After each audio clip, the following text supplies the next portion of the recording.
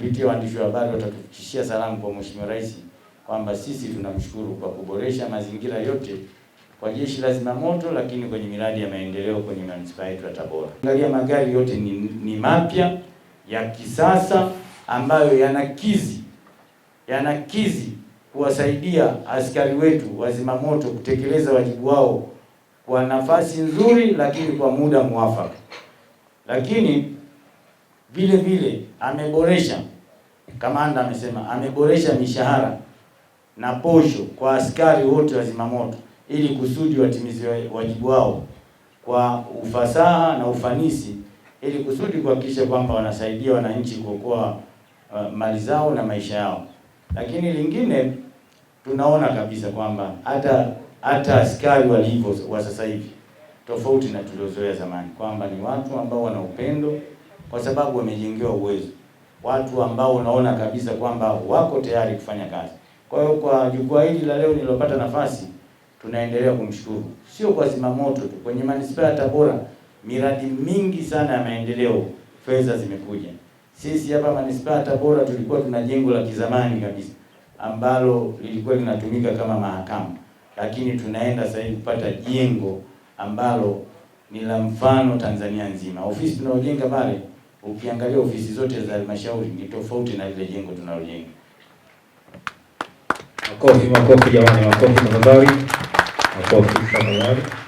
Hayo mwisho, ili tusichukue muda, naendelea kuwapongeza kwa kazi kubwa mnayofanya kwenye manispaa yetu ya Tabora. Na sasa hivi hata ukikaa muda fulani tu unaona gari imepita ya fire, kile minibus kinapita, hata kinawasha taa, watu wanajua kwamba fire wapo kazini. Ukisikia tu mara mtu kazama maji, dakika 2 imefika. Siku moja nilikuwa nimekaa, akanipigia diwani mmoja kwamba wanaomba msaada, kuna mtu anahisi kaliwa na kiboko sijui na nikule Igombe. Lakini kabla mimi sijafanya chochote kanipigia akasema fire wameshafika.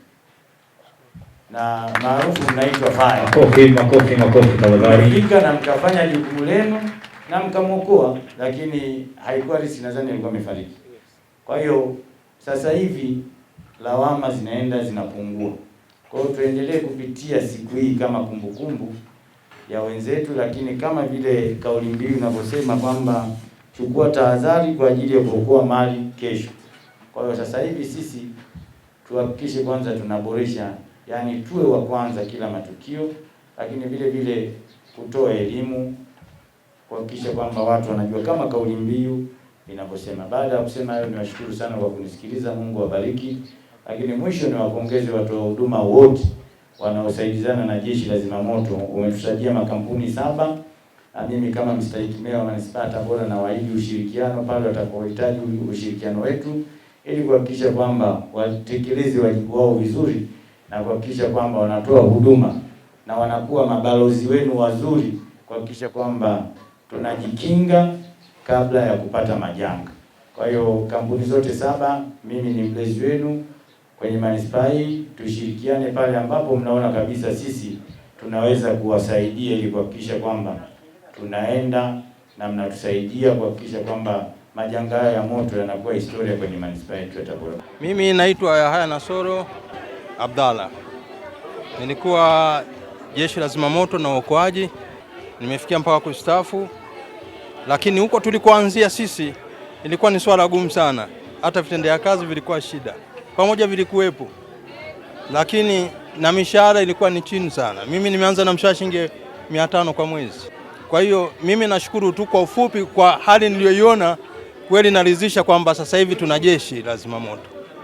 Labda kwa maoni yangu ninayotaka kuyasema, hawa vijana wasibweteke, wafanye mazoezi sana, waatendi kama walivyoajiriwa. Sio mtu mwingine anakuja hapa anafanya kama masiara na nini. Na nimejaribu kuongea na mkuu wa kituo kwamba awe mkali ndani ya kazi, kwa sababu inaokoa maisha ya watu na mali zao. Mstaafu ASF Violet Machechu.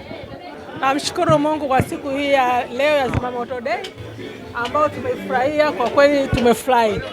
Hivyo napenda kuwaasa wazimamoto waliopo wafanye kazi kwa bidii. Kwanza wadumishe nidhamu. nidhamu ni kitu muhimu kwa kazi yao. Kwa hiyo dumishe nidhamu, wafanye kazi kwa juhudi, kwa sababu sisi hapo nyuma ilikuwa vifaa hakuna. Gari ya kuzimia moto ilikuwa moja. Kwa hiyo tulikuwa tunafanya kazi kwa juhudi na kwa nidhamu.